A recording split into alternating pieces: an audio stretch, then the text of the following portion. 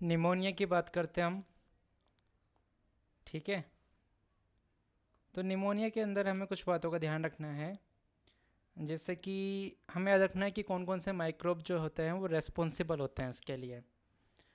तो bacterial pneumonia जो होता है वो टिपिकल निमोनिया भी कहते हैं इसको। और जो मोस्ट कॉमन रेस्पॉन्सिबल जो बैक्टीरिया होता है वो होता है स्ट्रेप निमोनिया है। आप ये ध्यान रखो कि कम्युनिटी एक्वायर्ड जो निमोनिया होता है कैप, उसके अंदर मोस्ट कॉमन कल्प्रिट कौन सा होता है, वो भी यही होता है, स्ट्रेप निमोनिया है। ठीक है।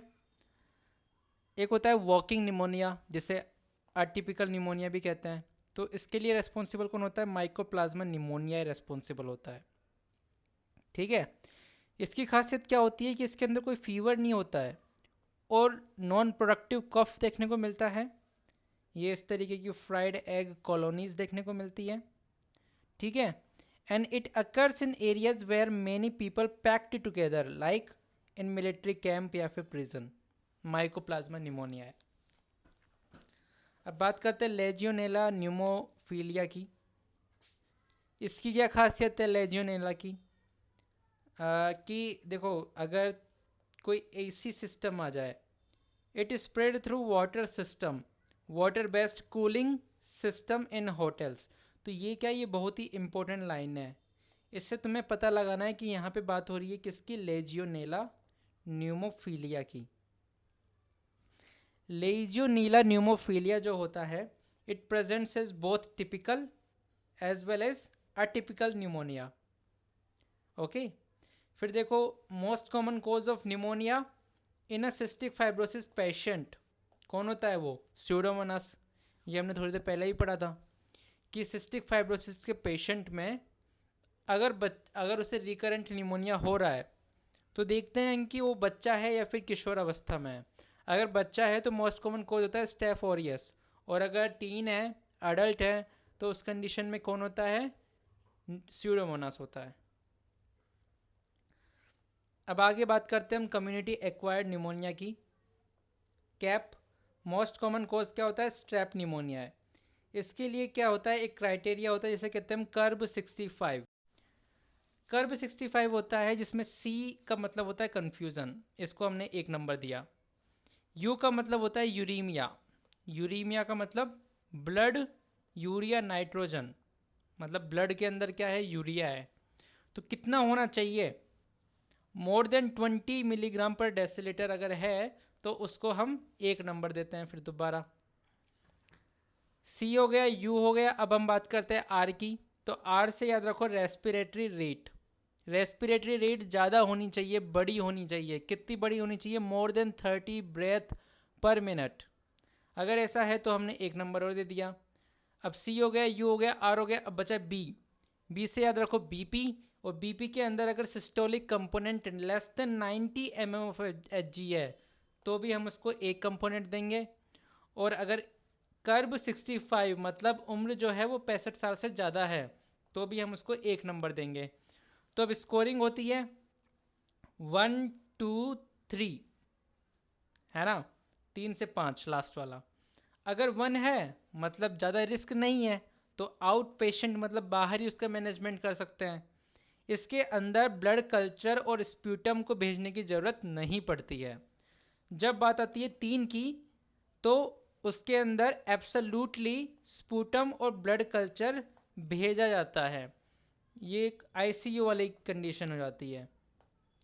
जबकि अगर स्कोर 2 आ रहा है तो इन पेशेंट मैनेजमेंट करते हैं। इन पेशेंट मैनेज के अंदर स्प्यूटम और ब्लड कल्चर भेज भी सकते हैं, नहीं भी भेज सकते हैं। ये सर्टेन इंडिविजुअल पे डिपेंड करता है। ठीक है। अब बात करते हैं ड्रग ऑफ चॉइस की क्या होती है, कि कम्युनिटी एक्वायर्ड निमोनिया के लिए ड्रग ऑफ चॉइस क्या होती है। तो हमें याद रखना है azithromycin. This is very important question. Azithromycin is the drug of choice for community acquired pneumonia. अब हम बात कर लेते हैं हॉस्पिटल एक्वायर्ड निमोनिया के लिए। तो हॉस्पिटल एक्वायर्ड तो हम जानते हैं कि मोस्ट कॉमन कल्प्रिट होता है मर्सा और legionella pneumophila. Hospital acquired pneumonia इसे नोसोकोमियल निमोनिया भी कहते हैं। When a person gets pneumonia when they are already hospitalised for more than 2 days। अब बात कर लेते हैं वेंटिलेटर एसोसिएटेड निमोनिया क्या होती है। तो हमने इंट्यूबेशन किया और 48 घंटे के बाद में उसे निमोनिया हो गया, तो उसे कहेंगे हम वेंटिलेटर एसोसिएटेड निमोनिया। अब बात आती है कि यहाँ पे कल्प्रिट कौन सा होता है। तो ये याद रखने की बात होती है कि यहाँ पे कल्प्रिट होता है स्यूडोमोनास एरिजिनोसा। ये याद रखना ही रखना है, स्यूडोमोनास और स्टेफ ओरियस।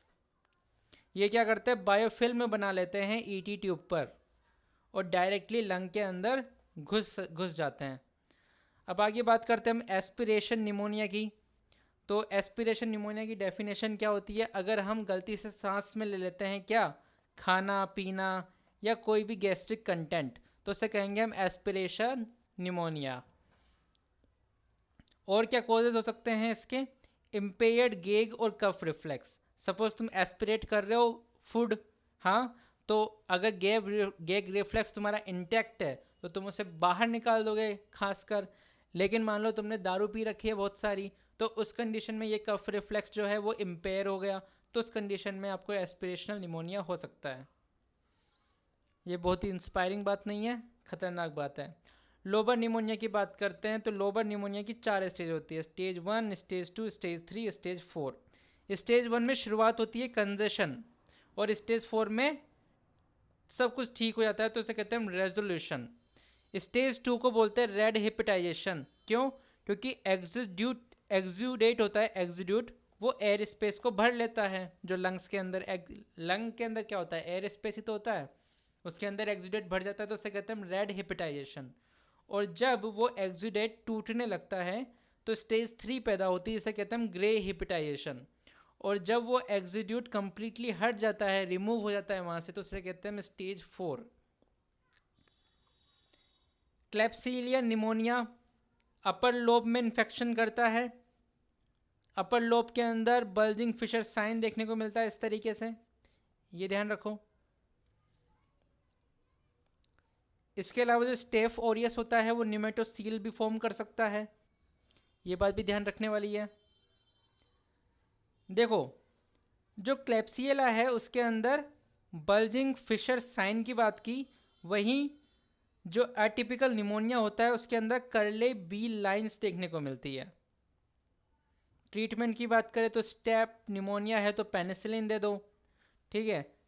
इसके अलावा एटिपिकल निमोनिया है जैसे कि क्लेमाइडिया हो गया तो फ्लोरोक्विनोलोन दे दो, लीजियोनेला है तो डॉक्सीसाइक्लिन दे दो, माइकोप्लाज्मा है तो मैक्रोलाइड दे दो। एक और निमोनिया होता है जिसे कहते हैं न्यूमोसिस्टिक निमोनिया, जो कि HIV के पेशेंट्स में देखने को मिलता है। तो हमें ध्यान रखना है, इसका ट्रीटमेंट इंपॉर्टेंट है, जिसे कहते हैं कोट्रीमोक्साजोल। कोट्रीमोक्साजोल क्यों कहते हैं, क्योंकि को से याद रखो कॉम्बिनेशन है किसका, ट्राई का मतलब हो गया ट्राईमिथोप्रिम, और ये मोक्साजोल है ना, वो क्या है एक्चुअली, सल्फामिथोक्साजोल है। क्या है, सल्फामिथोक्साजोल। तो इसका कॉम्बिनेशन में कितनी कितनी कंसंट्रेशन होती है, तो ये होती है 1:5, लेकिन जब ये सीरम में पहुंचती है तो ये हो जाती है concentration 1:20। Well, this is all about pneumonia.